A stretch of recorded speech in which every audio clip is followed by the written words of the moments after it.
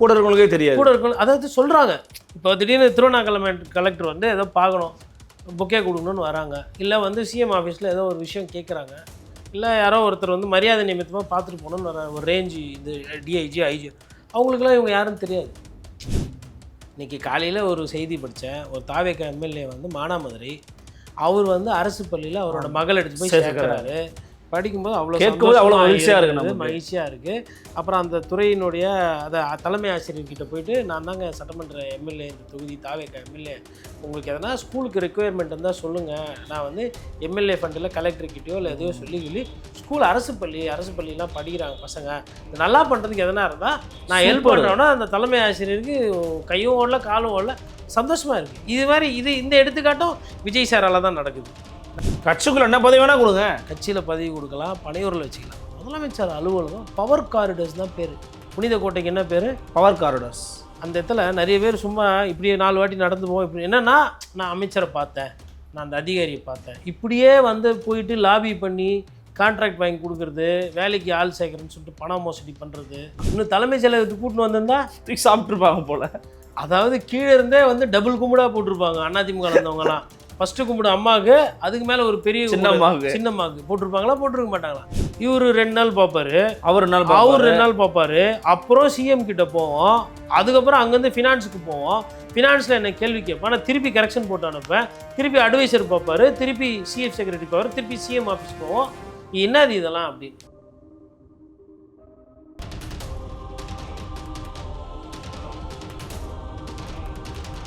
நேயர்களுக்கு அன்பு வணக்கங்கள். நம்மோடு இன்றைக்கு மீண்டும் இணைகிறார் பத்திரிகையாளர் திரு கோட்டீஸ்வரன் அவர்கள். வணக்கம். வணக்கம். நேயர்களுக்கு அன்பு வணக்கம். அண்மையில் ஒரு முக்கியமான ஒரு விஷயம் வந்து நிறைய பேரால் வந்து பேசப்பட்டு வருது, குறிப்பாக அரசியல் புள்ளிகளால் பேசப்பட்டு வருகிறது. இப்போ ஆர்பி உதயகுமார் ஐயா நினைக்கிறேன், ஐ திங்க் ஸோ, அவர் கூட இடத்துல பேசும்போது எத்தனை பவர் சென்டர் தாங்க இருக்கிறாங்க, குறிப்பாக முதலமைச்சர் கூட நிழலாக 4-5 பேர் இருக்கிறாங்க, அவங்க தான் முடிவெடுக்கிறாங்க அப்படின்னு இதெல்லாம் பேசியிருக்கிறாரு. நீங்கள் ஏதாவது கேள்விப்பட்டீங்களா? செக்ரட்டரியேட் பற்றின விஷயங்களே உங்களுக்கு தெரியும், நீங்கள் போயிட்டு வந்திருப்பீங்க. முதலமைச்சரை சுற்றி பவர் சென்டர்கள் இருப்பது உண்மையா, அல்லது முதலமைச்சர் சொன்னதுபடி அவர் ஒருத்தர் தான் பவர் சென்டரா? ஐயா, ஆர்பி உதயகுமார் கேள்விக்கு நான் இந்த கேள்வி இறுதியில் அதுக்கு வரேன். ஓகே. ஒரு முதலமைச்சர் அலுவலகம் எப்படி இருக்கும்னா, கட்சி ரீதியாக போஸ்ட் நிறைய பேர் இருப்பாங்க. இப்போ எதிர்கட்சி தலைவராக ஒருத்தர் இருக்கிறாரு, இல்லை இப்போ விஜய் சாரே இருக்கிறாருன்னா அவருக்கு வந்து பிஏ அசிஸ்டண்ட் எல்லாம் இருப்பாங்க. அதே மாதிரி எல்லாருக்குமே உண்டு. ஸ்டாலின் அவர்களுக்கு உண்டு, எடப்பாடி பழனிசாமி அவர்களுக்கு உண்டு, எல்லாருக்குமே இருப்பாங்க. ஆட்சி அதிகாரம் வந்துட்டதுக்கப்புறம் என்ன ஆகிடும்னா, ரொம்ப முக்கியமாக ஒரு சில போஸ்ட் வந்து போடுவாங்க. என்னன்னா, CM secretary 1, secretary 2, secretary 3, secretary 4. இந்த சிஎம் செக்ரட்டரி 1, 2 பார்த்திங்கன்னா கிட்டத்தட்ட நிழல் மாதிரி சிஎம் ஆஃபீஸோடவே ட்ராவல் பண்ணுவாங்க. முதலமைச்சரோட பிளானு, முதலமைச்சர் எங்கே போகிறாரு, பயணத்திட்டம், அவர் யார் சந்திக்கணும், என்ன ஏது, டிபார்ட்மெண்ட்ஸ் ரீதியாக பார்ப்பாங்க. சிஎம் செக்ரட்டரி 3 என்ன பார்ப்பாங்கன்னா, அவரோட அப்பாயின்மெண்ட்ஸ் பார்ப்பாங்க. யார் இன்றைக்கி சந்திக்கிறாரு, நாளைக்கு யாரை சந்திக்கிறாரு, அவரோட அந்த பயணங்கள் அதெல்லாம் அவங்க பார்ப்பாங்க. துறை ரீதியாக பார்த்திங்கன்னா செக்ரட்டரி S1, S2 சொல்லுவாங்க. செக்ரட்டரி 1 வந்து இப்போ 35 டிபார்ட்மெண்ட் இருக்குன்னா, செக்ரட்டரி 1 வந்து ஒரு 15 டிபார்ட்மெண்ட் எடுத்துக்குவார். செக்ரட்டரி 2 வந்து ஒரு 17-18 டிபார்ட்மெண்ட், இல்லை இவர் 20, அவர் 15 அந்த மாதிரி பிரித்து எடுத்துவாங்க. அவனோட சீனியாரிட்டிக்கு ஏற்ற மாதிரி பிரித்து எடுத்துக்கிட்டு, இந்த S1 வந்து அந்த இவருக்கு கீழே என்னென்ன பட்டியலில் வருதோ அந்த துறை செக்ரட்டரி இருப்பாங்கல்ல, head of the department secretaries, அவங்கக்கிட்ட இவங்க தான் சிஎம் ஆஃபீஸ்லேருந்து கம்யூனிகேட் பண்ணுவாங்க. இது இல்லாமல் இந்த S3 சொன்ன பாருங்கள், அவங்க வந்து கம்யூனிகேஷன், அதாவது ஒரு டிஓ லெட்டர் எழுதணும், உங்களுக்கு வந்து மத்திய அமைச்சரவை கூட ஒரு தொடர்பு கொள்ளணும், இல்லை வந்து ஒரு விஷயத்தை கேதர் பண்ணி கான்டாக்ட்ஸ் கம்யூனிகேஷனில் செக்ரட்டரி 3 பார்ப்பாங்க.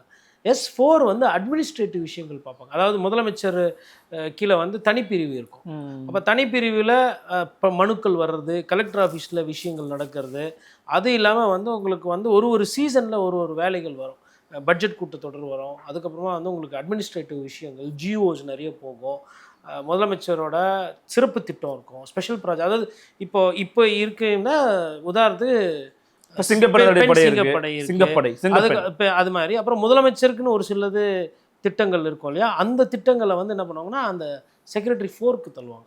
இந்த செக்ரட்டரி 4 வந்து ஸ்பெஷல் ப்ராஜெக்ட்ஸ், அதுக்கு தனியாக ஸ்பெஷல் ப்ராஜெக்ட் இம்ப்ளிமெண்டேஷன் ஒரு டிபார்ட்மெண்ட் இருக்கும், சிஎம் செல் இருக்கும், அதோடு சேர்ந்து ப்ரோட்டோக்காலோடலாம் சேர்ந்து அவங்க வேலை செய்வாங்க, பப்ளிக் அட்மினிஸ்ட்ரேஷன் டிபார்ட்மெண்ட்டோட சேர்ந்து வேலை செய்வாங்க. எதுக்கு இதெல்லாம் சொல்கிறேன்னா, ஒரு முதலமைச்சருக்கு இது 4மே ஐஏஎஸ் ஆஃபீஸர் வர்ற பதவி. இது இல்லாமல் வந்து பெரிய வேலையாச்சு நீங்க பெரிய சொல்ற வேலை. பெரிய வேலை. இது 4 இது இல்லாமல் வந்து போலீஸ் வந்து தனி. ஒரு டெப்டி கமிஷனர் ரேங்க்கு இல்லைனா வந்து ஒரு ஐஜி ரேங்க், அந்த ரேங்க்கில் இருக்கிறவர் வந்து செக்யூரிட்டி ஃபுல்லாக பார்த்துக்குவார். அவர் தான் முழுக்க முழுக்க சிஎம் எங்கே போகிறாரு வராரு பாதுகாப்பு எல்லாம் தனியாக இது பண்ணும். இது இல்லாமல் ஐஜி இன்டெலிஜென்ஸ் வந்து தனியாக டெய்லி ஒரு ரிப்போர்ட்டு சிஎம்க்கு. அது வந்து சீஃப் செக்ரட்டரி கூட டெய்லி போகணுன்னு அவசியம் கிடையாது, ஹோம் செக்ரட்டரிக்கு போகணும் டிஜிபிக்கு போகணுன்னு கூட கிடையாது. டைரெக்டாக intelligence chief versus with CM, அவ்வளோதான். சம்டைம்ஸ் வந்து அந்த துண்டு சீட்டில் அது மாதிரி ஒரு சில ரிப்போர்ட் கொடுப்பாங்க, ரொம்ப குட்டியாக இருக்கும், படித்து பார்த்து டிஸ்போஸ் பண்ணுவாங்க. அது வந்து ஐயா நம்ம துறையில் நம்ம கவர்மெண்ட்டில் இது தப்பு நடக்குது, இது பிரச்சனை, இந்த அமைச்சர் சரியில்லை, இல்லை இது எதிர்க்கட்சி தலைவர் இந்த மாதிரி பண்ணுறாங்க, அந்த மாதிரி ரொம்ப ரத்தன சுருக்கமான ரகசியங்கள் கிட்டத்தட்ட சொல்லப்போம். அந்த ரிப்போர்ட் போகும், அது இன்டெலிஜென்ஸ் டீம் தனியாக இருக்கும், அது வேலை பார்க்கும். அப்புறம் டிஜிபி சொல்லிட்டேன். அதுக்கப்புறமா வந்து உங்களுக்கு சிஎம் ஆஃபீஸ்னு இருக்கும். அதில் வந்து பார்த்திங்கன்னா சிஎம் ஆஃபீஸ் ப்ரோட்டோகால் இருக்கும், சிஎம்ஓ ஓகே ப்ரோட்டோகால் இருக்கும். அதுக்கப்புறமா வந்து உங்களுக்கு பப்ளிக் ரிலேஷன் ஆஃபீஸ் இருக்கும், பிஆர்ஓ இருப்பார், சிஎம் ஃபோட்டோகிராஃபரு, இவர் ஒரு செய்தியை வெளியிடணும்னா அதை எழுதுறதுக்கு ஒரு ஒரு ரிப்போர்ட்டர், அந்த மாதிரியெல்லாம் வச்சுருப்பாங்க. எதுக்கு சொன்னால் இவ்வளோ விஷயம் பண்ணி கொடுத்து பப்ளிக் அட்மினிஸ்ட்ரேஷன் டிபார்ட்மெண்ட்டு பேக்கப்பாக நிற்கும். அதில் ஏ செக்ஷன் பி செக்ஷன் அது மாதிரி நிறைய செக்ஷன். ஐயோ, அந்த டிபார்ட்மெண்ட் என்னென்னா, ஏன்னா இப்போ ஒரு முதலீட்டாளர்கள் வராங்க அப்படின்னா அவங்களுக்கு ஒரு சில தரவுகள்லாம் கேட்டு சொல்லணும். அப்போ இண்டஸ்ட்ரீஸ் டிபார்ட்மெண்ட் கிட்டேருந்து வாங்கணும். இவ்வளோ வேலைகள் இருக்குங்க. இவ்வளோ இருக்கிறதுனால என்ன பண்ணுவாங்கன்னா, அவங்களுக்கு தனிப்பட்ட நண்பர்கள் பழக்க வழக்கம் இருக்குல்ல, அவங்களெல்லாம் என்ன பண்ணுவாங்கன்னா அந்த வீட்டோட நிறுத்திடுவாங்க. உதாரணத்துக்கு அம்மையார் சசிகலா என்னங்கன்னா வந்து கோட்டைக்கு ஜெயலலிதா அவங்க கூட வந்து போய் பார்த்துருக்கீங்க? வந்ததே கிடையாது. ஏன்? தோழி தான், கூடவே தான் இருக்கிறாங்க, அதிகாரம் பல முடிவுகள் எடுக்கிறாங்க, ஏன் கூடவே வரல போல? அதே மாதிரி ஸ்டாலின் அவர்களாச்சும் கொஞ்சம் தினேஷ் அவர்கள் வருவார் போவார். தினேஷ் அவர்கள் வந்து பேர்லாம் வந்துச்சு, ஒரு பிஎஸ் தானே, பர்சனல் செக்ரட்டரியா. ஆனால் கடந்த காலத்தில் அது மாதிரி ஆட்களுக்கே இம்பார்ட்டன்ஸ் கிடையாதுன்னு கொடுக்க மாட்டாங்கன்ற. கலைஞர் அவர்கள் இருந்த பொழுது அவருக்கு இப்போ சண்முகநாதன் ஐயா பார்த்தீங்கன்னா அறிவாலயத்தில் தான் மோஸ்ட்லி பார்க்கலாம் நீங்கள்.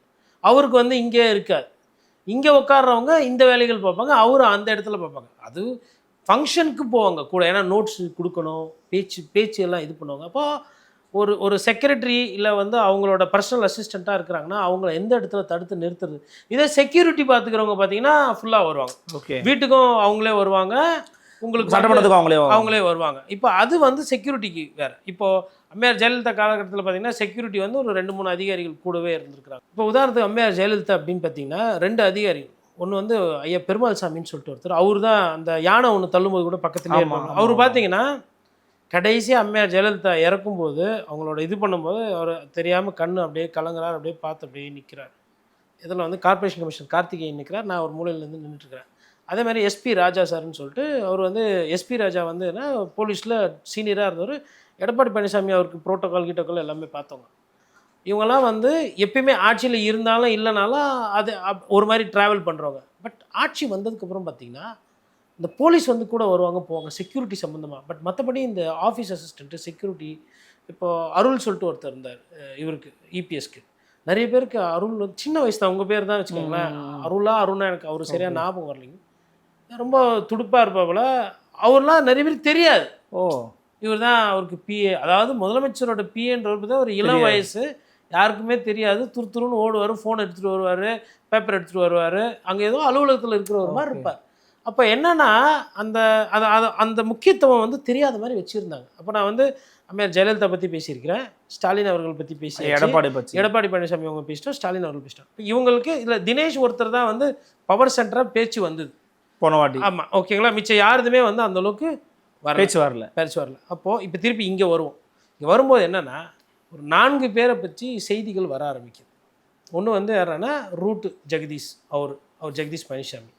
2வது வந்து ஐயா ஜான் ஆரோக்கியசாமி, வியூக வகுப்பாளர். அதெல்லாம் ரைட்டு. பொதுவாக வியூக வகுப்பாளர் தேர்தல் முடிஞ்சவொடனே அவங்க வந்து ஒன்று உட்காந்து கட்சி வேலையில் பார்ப்பாங்க, பட் கூட ட்ராவல்லாம் பண்ண மாட்டாங்க. சுனிலை வந்து நீங்கள் வந்து என்றைக்குமே வந்து ரெகுலராக ட்ராவல் பண்ணுற மாதிரி நீங்கள் பண்ணது கிடையாது. பிரசாந்த் கிஷோரும் யார் கூட முதலமைச்சர் கூட ரெகுலராக ட்ராவல் பண்ணுற மாதிரி பார்ப்போம். அப்போ அடுத்து அதுக்கப்புறமா வந்து இவர் ராம்குமார் சொல்லிட்டு ஒரு பட தயாரிப்பாளர்ன்ற மாதிரி சொல்லுவாங்க. அவரும் செக்ரட்டரியேட் வராரு போகிறாரு, அடிக்கடி கூடவே சிஎம்மோட ரூட்லேயே போகிறாரு வரான்றாங்க. அதுக்கப்புறமா வந்து இவர் ஒருத்தர் ஆதவர்ஜுனா, அவர் சூப்பர். அதுக்கு மேலே அது வந்து அமைச்சர் ஆயிட்டார்ல, அதான் இந்த லிஸ்ட்டில் வரும், விஷ்ணு ரெட்டி. விஷ்ணு ரெட்டி. இப்போ இந்த 4 பேர் யாருன்னு நிறைய ஐஏஎஸ் ஐபிஎஸ் ஆஃபீஸருக்கு தெரியாது, கூட இருக்கவங்களுக்கே தெரியாது. கூட இருக்கணும். அதாவது சொல்கிறாங்க, இப்போ திடீர்னு திருவண்ணாமலை கலெக்டர் வந்து ஏதோ பார்க்கணும், பொக்கே கொடுக்கணும்னு வராங்க, இல்லை வந்து சிஎம் ஆஃபீஸில் ஏதோ ஒரு விஷயம் கேட்குறாங்க, இல்லை யாரோ ஒருத்தர் வந்து மரியாதை நிமித்தமாக பார்த்துட்டு போகணுன்னு வர ஒரு ரேஞ்சு, இந்த டிஐஜி ஐஜி, அவங்களுக்குலாம் இவங்க யாருன்னு தெரியாது. விஜய் சார் சிஎம், அமைச்சர்களே இன்னும் கேட்டால் நிறைய பேருக்கு இன்னும் பரிச்சயம் கிடையாது. அமைச்சர்கள் பேர்லாம் கூப்பிட்டு ஐஏஎஸ் ஐபிஎஸ் அதிகாரி கூப்பிட்டு 35 அமைச்சர் பேர் சொல்லுங்கன்னா தெரியாது, ஏன்னா ஒரு மாதம் தானே ஆயிருக்குது. அப்படின்போது இந்த 4 பேர் வந்து கூட இருக்கிறாங்க எல்லாம். இவங்களுக்கு ஒரு சிலருக்கு அறையெல்லாம் ஒதுக்கப்பட்டிருக்குன்ற மாதிரிலாம் சொல்கிறாங்க, தனியாகலாம் ஜியோ போட்டு இவங்களுக்குலாம் ஸ்பெஷல் அப்படின்ற மாதிரி போட்டிருக்காங்க. அப்படின்னா என்னென்னா, கூட இருக்கவங்க போய் சொல்ல பயப்படுறாங்க, சார் இது மாதிரி முன்னாடியெல்லாம் பண்ணதில்லை, இது பண்ண. அப்போ இதெல்லாம் வந்து பவர் சென்டராக மாறிக்கிட்டு இருக்கு. இதை தான் ஆர்பி உதயகுமார் கேட்குறேன். இப்போ நான் சொன்னேன் இல்லையா, இதெல்லாம் நான் சொன்ன மாதிரி இல்லை, ஆர்பி உதயகுமார் இவ்வளோ டீட்டெயிலாக சொல்ல. ஆர்பி உதயகுமார் இந்த 4 பேரை ஒண்டி சொல்லி, நான் எதுக்கு இந்த 4 பேருன்னா, சப்ஜெக்ட் தெரியாதவங்கன்னா சொல்லுவாங்க, முதலமைச்சருக்கு வேலை செய்யறதுக்கு ஆள் வேணாம் இல்லையா, கூட போகணும் இல்லையா, ஃபைல் கொடுக்கணும் இல்லையா அப்படின்வாங்க. அதுக்கு தான் முன்கதையை சொன்னேன். S1னா என்ன, அதாவது ஐஏஎஸ் ஆஃபீஸர்ஸ் இருப்பாங்க, பட் இந்த மாதிரி ப்ரைவேட்டாக இருக்கிறவங்களும் கூட அவ்வளோவா என்கேஜ் பண்ணி. இவங்க தான் நிறைய நேரத்தில் இந்த ஃப்ளைட்டில் 7 பேர் உடன் போனார், 5 பேர் ஸ்பெஷல் போனார், நிறைய நேரத்தில் இவங்கெல்லாம் போகிறாங்க தான் தகவல். அப்போது ஆர்பி உதயகுமார் என்ன கேட்குறேன்னா, இவங்கெல்லாம் யார், இந்த 4 பேர் சொல்லி, ராம்குமார் யார், விஷ்ணு ரெட்டி யார், ஜான் ஆரோக்கியசாமி யார், அதுக்கப்புறமா வந்து இவர் யாருன்னு கேட்குறாரு, நம்ம ஜெகதீஷன் யாருன்னு கேட்குறாரு. சரி, இவங்கெல்லாம் யாருன்னு கேட்டுட்டு இவங்கெல்லாம் மொழிப்போர் தியாகியா, இல்லை எதனா பிரச்சனைக்கு வந்து போராட்டம் பண்ணி சிறைசாலை சென்றாங்களா, கழகத்துக்கு இவங்கெல்லாம் என்ன பண்ணாங்க அப்படின்னு சொல்லிட்டு அவருக்கு உண்டான துணிலே அவெல்லாம் கேட்குறாரு. இப்போது இந்த விமர்சனம் தேவையா? இதை தவிர்க்கணும் தானே, இப்படி ஒரு விமர்சனம் தேவையில்லை.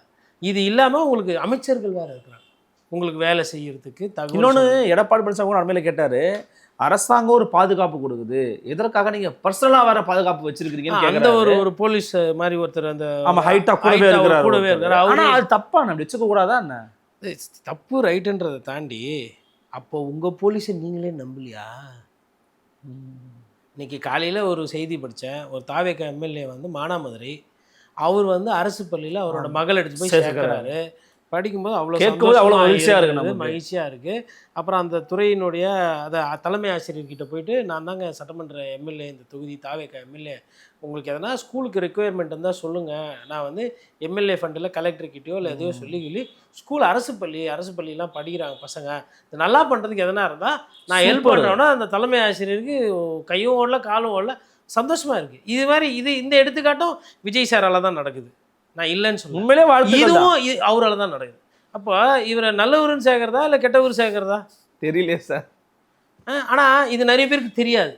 ஓகே, தெரியாமல் அவங்க என்ன பண்ணுறாங்க, எல்லாம் மாறுது, அப்படியே மாற்றம் பயங்கரம். என்ன இந்த 4 பேர் யார், இவங்களுக்கு என்ன தலைமைச் செயலகத்தில் இவர் தான் சொன்னார் பவர் சென்டர்லாம் இருக்காது. இது இல்லாமல் இப்போ தான் மெயின் பிக்சர் யார், ஆதவர்ஜனா. அதாவது மொத்த ஃபேமிலியே வந்து பணக்கார ஃபேமிலி, ஆதவர்ஜனா தான் வந்து இந்த குதிரை பேர் அரசியல்லாம் பேசுகிறாரு, கொள்கிறாருன்ற மாதிரி அரசியல் ரீதியாக குற்றச்சாட்டுகள் அவர் மீது வருது. இப்போ அதுக்கெல்லாம் என்ன பதில்? அப்போ எத்தனை பவர் சென்டர், ஒரு மாதம் ஆகலை, இதுக்குள்ளே எல்லாரும் கேட்குறாங்க. ஆர்பி உதயகுமாருக்கு அவரே எல்லாமே லேட்டாக தான் கேட்பார். ஆர்பி உதயகுமார் அன்றைக்கி ஃபஸ்ட்டு கேட்டு பார்த்துருக்கீங்களா? எனக்கு ஒரு சந்தேகம் இருக்குது, நான் சந்தேகம் உங்கள்கிட்ட கேட்குறேன். இந்த பவர் சென்டர்கள் ஒருவேளை உண்மையாக இருக்கும் பட்சத்தை கூட வச்சுக்குவோம், இவங்களால் நம்மளுக்கு என்ன பாதிப்பு, மக்களுக்கு என்ன பாதிப்பு, சிஸ்டம்க்கு என்ன பாதிப்பு அப்படி தானே மக்கள் கேட்பாங்க. உங்களுக்கு என்னப்பா அப்படி தான் ஆர்பி உதயகுமாரை பார்த்து கேட்பாங்க. உண்மையான என்ன பாதிப்பு இருக்குது? சூப்பராக கேட்டிங்க. சரி, அப்போது ரத்தீஷ்னு ஒரு கேரக்டரு, வாலாடி கார்த்தி, அப்புறமா அண்ணாநகர் கார்த்தி, அதுக்கப்புறம் அந்த மாதிரி லிஸ்ட்டு. ஓகே, இவங்கெல்லாம் வந்து இன்றைக்கி பிரபலமாக யூடியூபர்லாம் சொல்கிறவங்கலாம் பேசினாங்க, ரைட்டா? இவர் வந்து இவருக்கு வேண்டப்பட்டவர், இவர் வந்து தொடுப்பு, இவர் அவரோட தொடுப்பு, இவர் துபாயில் இடம் வாங்குறாரு, அவர் சிங்கப்பூர் போனாங்க, ஹாங்காங் போனாங்க. அப்போ பேசாமா இப்படியா அப்படிலாம் பேசுனீங்களா, மாப்பிள்ளைக்கு சொன்னால் ஒரு பையனுக்கு சொந்தம் அப்படி பேசுனீங்களே, அப்போ அன்னைக்கு ரசிச்சிங்களே, அன்றைக்கி அதெல்லாம் பார்த்தீங்கன்னா இப்போ இது என்ன அவரு இவங்களெல்லாம் பற்றி பேசுவீங்களா? வாய்ப்பு இல்லை. அப்புறம் நானா எதுவும் போய் சொல்லலை, இவங்க சொன்னதே இப்போ நான் கேட்குறேன். இப்போ இது ஓகேங்களா? ரெண்டாவது, இப்போ நீங்கள் கேட்டது இன்னொன்று, பொதுமக்களுக்கு இது என்னங்க பிரச்சனை கரெக்டு. இப்போ என்ன பிரச்சனைனா, இப்போ ஒரு கன்ஸ்ட்ரக்ஷன் குரூப் இருக்குது, அவங்க வந்து ஏதோ அந்த பில்டிங்கில் வந்து எஃப்எஸ்ஐ கம்மியாக இருக்குது, ஒரு 2 அடுக்கு எக்ஸ்ட்ரா கட்டணும், 2 அடுக்கு கம்மியாக கட்டணும், இல்லை ரோடு அகலம் கம்மியாக இருக்குது, அதில் பர்மிஷன் கிடைக்கல. இந்த 4 பேரில் யாருன்னா ஒருத்தரை பார்த்தா அவர் அமைச்சருக்கு ஃபோன் பண்ணி சொன்னா பண்ணி கொடுப்பாங்களா? ஓகே, ஒரு லூப் ஹோல்ஸாக இவங்க யூஸ் ஆகும். ஒரு இடம் ஷூட்டிங்கு, அந்த இடத்துல ஸ்பாட்டில் பர்மிஷன் வாங்குறது கஷ்டம். ஒரு சினிமா காட்சிக்கு பெரிய டைரக்டரு, பெரிய ஆக்டரு, ஃபாரஸ்ட் டிபார்ட்மெண்ட்டில் பர்மிஷன் வாங்கணும். ஃபாரஸ்ட் டிபார்ட்மெண்ட்டில் இப்போ பர்மிஷன் கொடுக்குறது கிடையாது. வைல்ட் லைஃப் சாங்சுரி இதுக்குள்ளெல்லாம் ஒரு பிட்டு வரக்கூடாது, ஓடிப்போ அப்படின்பாங்க. நீங்கள் ஆனால் அமைச்சரை வச்சு டைட் பண்ணி இது பண்ணிங்கன்னா இவங்க உதவாங்களா, உதவ மாட்டாங்களா? இதெல்லாம் நாட்டில் நடக்காததா நான் பேசிட்டேன்? இதெல்லாம் இல்லையா?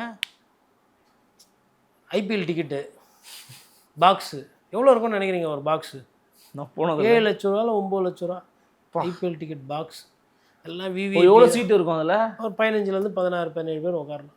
எங்க அதுவே 9 லட்சமாங்க?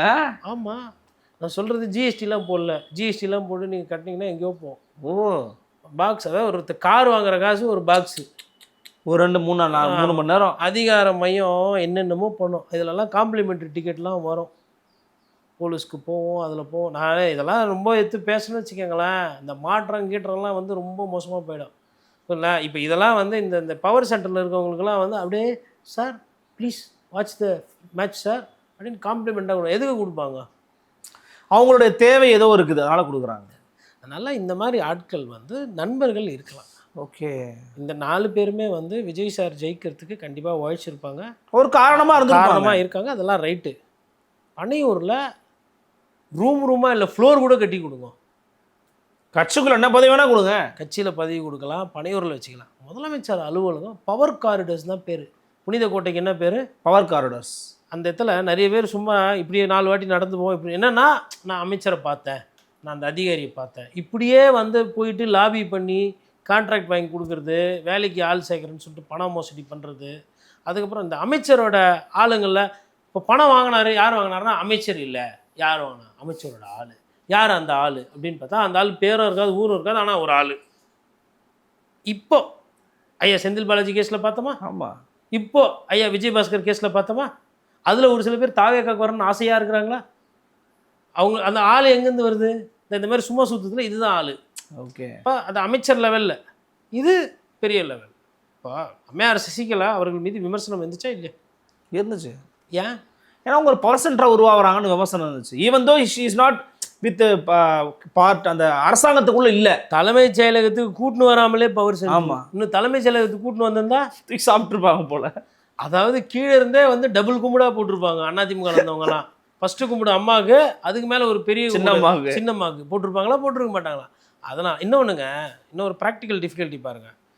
Chief secretary, home secretary, DGP, அப்புறம் டிபார்ட்மெண்ட் செக்ரட்டரி, ஒரு ஹையர் எஜுகேஷன் செக்ரட்டரி, இல்லை மாஸ் செக்ரட்டரி, செக்ரட்டரிஸ்லாம் வரும்பொழுது சிஎம் கிட்ட டைரெக்டாக பேசணும்னு நினைப்பாங்க.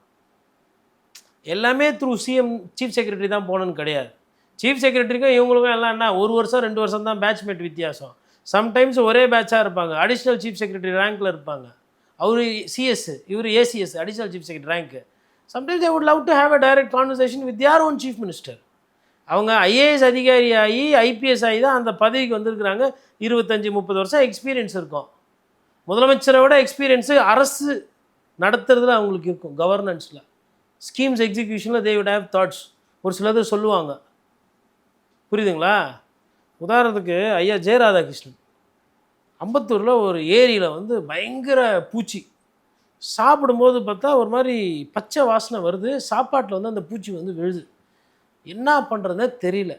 டெக்கன் கிரானிக்கில் ஒரு செய்தி ஒன்று போடுறோம், இந்த மாதிரி இந்த இடத்துல வந்து இந்த மாதிரி பூச்சிகள்லாம் இருக்குது, என்ன பண்ணுறதுனே அவங்களுக்கு தெரியல, சிக்கலாக இருக்குது அப்படின்னும் பொழுது யாரோ சொல்லியிருப்பாங்களா எப்படின்னு தெரியல.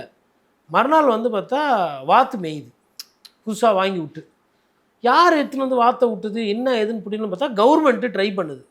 ஓ, வாத்து வந்து விட்டா அந்த பூச்செல்லாம் சாப்பிட்ருமா அப்படின்னு பார்த்தா அது வேலை செய்யுது. அப்புறம் ஜெயராதாகிருஷ்ணன் கிட்ட பத்திரிகையாளர் ஃபோன் பண்ணி கேட்குறாங்க. அவர் சொல்கிறாரு, இல்லை சீஃப் மினிஸ்டரோட இன்ஸ்ட்ரக்ஷனு பேப்பர் செய்தியை பார்த்துட்டு ஜெயலலிதா அவர்கள் பார்த்துருக்குறாங்க. அந்த செய்தியை பார்த்துட்டு இது வந்து சிஎம்மோட இன்ஸ்ட்ரக்ஷன்ஸு, வேறு எதுனா நேச்சுரலாக ட்ரை பண்ணுங்கள். அது நேச்சுரலாக அந்த பூச்சி இருக்கு, ஈக்கும் கொசுக்கும் நடுவில் ஒரு சைஸ் பறந்து போயிடுது. அந்த புகைப்படம் வந்து பத்திரிகையாளர் டெக்கன் கிரானிக்கலில் சம்பத்துன்னு சொல்லிட்டு ஃபோட்டோகிராஃபர் அவர் தான் அதை எடுக்கிறாரு, எடுத்து போடுறாரு.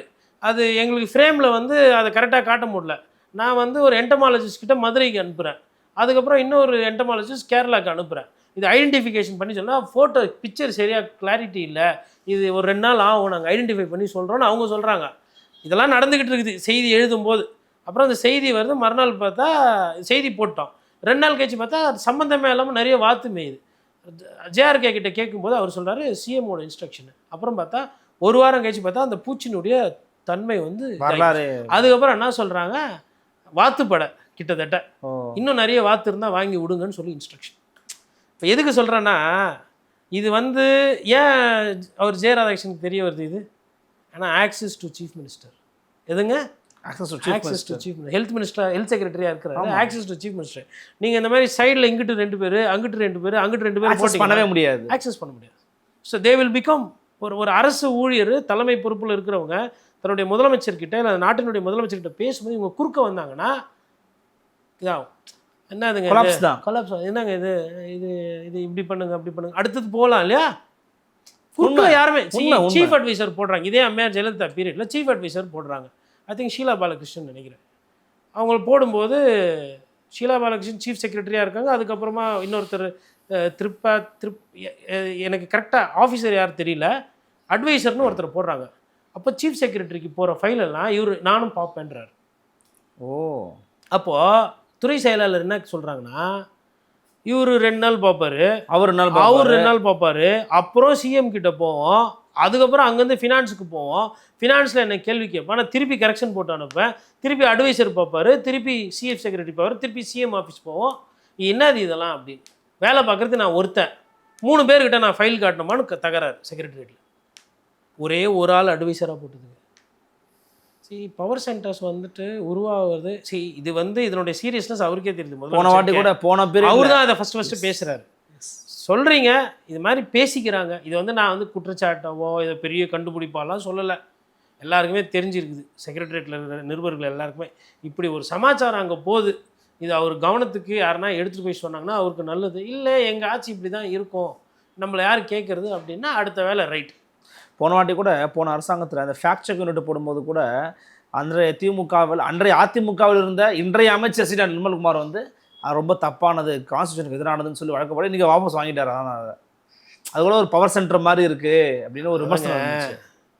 உதயநிதி அவர்களுக்கு ரொம்ப நெருக்கமாக இருக்காங்க. ஆமாம், அதிமுக ஆட்சிக்கு எதிர்கட்சியாக இருக்கும்போது அதிமுகவில் இருந்தவங்க அதை குறை சொன்னாங்க. அப்புறம் திமுகவில் அதை என்ன பண்ணா, ஒரு சில பத்திரிகையாளர்களே அந்த துறைக்கு எடுத்து ஆல்ரெடி டிஐபிஆர் இருக்குது, director of information and public relation department, அதுக்கு ஒரு செயலாளர் இருக்கிறாரு, அதுக்கு ஒரு இன்ஃபர்மேஷன் கமிஷனர் ஒருத்தர் இருக்கிறார். அது இருக்கும்போது டிஐபிஆர் இருக்கும்போது நீங்கள் எதுக்கு வந்து ஃபேக்ட் செக்னு இன்னொரு டீம் போடுறீங்க? அப்போ அந்த டீம் என்ன பண்ணுது? தமிழ்நாடு பூரா இருக்கிற எல்லா கலெக்டர் ஆஃபீஸ்லேயும் பிஆர்ஓ உண்டு, தமிழ்நாடு பூரா இருக்கிற எல்லா டிபார்ட்மெண்ட்லேயும் PRO, sometimes JD joint director, assistant director இல்லை அடிஷ்னல் டைரக்டர் ரேங்க்கில் அதில் டெபுடேஷனில் இப்போ இந்த துறையில் மக்கள் தொடர்பு துறை இருக்கிறவங்க அதுக்கு டெபுடேஷன் பண்ணியிருப்பாங்க, ஆள் இருக்குது. ஸோ அப்போது ஒரு பிஆர்ஓ பப்ளிக் ரிலேஷன் ஆஃபீஸுன்றது பெரிய செக்ஷன் டிபார்ட்மெண்ட். அது சசிகலா அவர்களும் இவர் நடராஜன் சாரும் அதில் தான் இருந்து ட்ரெயின் ஆனவங்க, அதனால தான் அவங்களுக்கு எல்லாமே தெரியும் அரசியல் கவர்னன்ஸில். அப்படி அந்த பப்ளிக் ரிலேஷன் டிபார்ட்மெண்ட் ஒன்று அவ்வளோ பெருசு இருக்கும்போது தமிழ்நாடு பூரா அதுக்கு கிளை இருக்குது. எல்லா கலெக்டர் ஆஃபீஸ்லேயும் ஒரு பிஆர்ஓ ஆஃபீஸ் உண்டு, ஒரு ஆள் இல்லை ஒரு ஆஃபீஸே உண்டு. பிஆர்ஓ, ஏபிஆர்ஓ, மெசஞ்சரு அதெல்லாம் கலெக்டருக்கு வேலை பார்க்கும். பட் அரசுன்னு வரும்போது அரசுக்கும் அது சப்ளிமெண்ட் பண்ணி ஹெல்ப் பண்ணும். ரிப்பன் பில்டிங் வந்தீங்கன்னா அங்கே ஒரு பிஆர் ஆஃபீஸு, கார்பரேஷன் கமிஷனருக்கும் மேயருக்கும் சேர்த்து வேலை பார்க்குறதுக்கு ஒரு பிஆர் ஆஃபீஸ், கிட்டத்தட்ட 10 பேர் வேலை பார்ப்பாங்க. அதில் அவ்வளோ பெரிய ஸ்ட்ரக்சர். அதுலேயும் ஏபிஆர்ஓ இருப்பாங்க. ஏபிஆர் சம்டைம்ஸ் 2 ஏபிஆர்ஓ, ஒரு ஃபோட்டோகிராஃபரு, ஒரு ஸ்டைப்பிஸ்ட்டு, ஒரு ஸ்டெனோ, அப்புறம் ஒரு பிஆர்ஓக்கு மேலே சம்டைம்ஸ் ஏடி அடிஷ்னல் டைரக்டர் ரேங்க்கில் கூட ஆள் போடுவாங்க. அதிலலாம் இவ்வளோ பேர் போட்டுட்டு எல்லாம் இருக்கும்போது ஃபேக்ட் ஃபைண்டிங் டீம்னு சொல்லிட்டு ஒரு 5 பேர் 6 பேர், அதில் ஒரு 2 ரிட்டையர்டு ஜேர்னலிஸ்ட்டு, ஒரு 2 ஜேர்னலிஸ்ட் அரசுக்கு வேண்டப்பட்ட ஜேர்னலிஸ்ட்டை போட்டு என்ன பண்ண போகிறீங்க?